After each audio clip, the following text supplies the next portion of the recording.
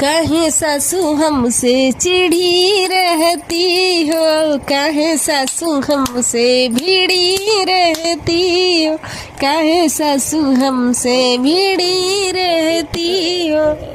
सुबह उठ के पोछा लगाए झाड़ू लगाए खाना बनाए, सुबह उठ के पोछा लगाए झाड़ू लगाए खाना बनाए, फिर भी हम पे राशन लिए चढ़ी रहती हो, फिर भी हम पे राशन लिए चढ़ी रहती हो।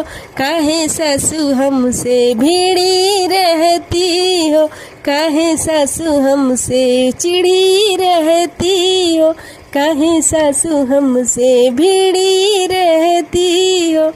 जेठ जेठानी पंगल पलंगा तोड़े कुछ उनको ना कहती हो, जेठ जेठानी पलंगा तोड़े उनको कुछ ना कहती हो।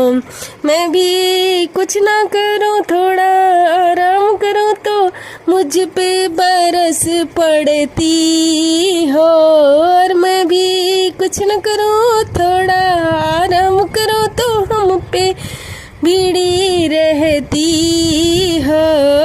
काहे सासू हमसे चिढ़ी रहती हो, काहे सासू हमसे भिड़ी रहती हो, काहे सासू हमसे भिड़ी रहती हो, काहे सासू हमसे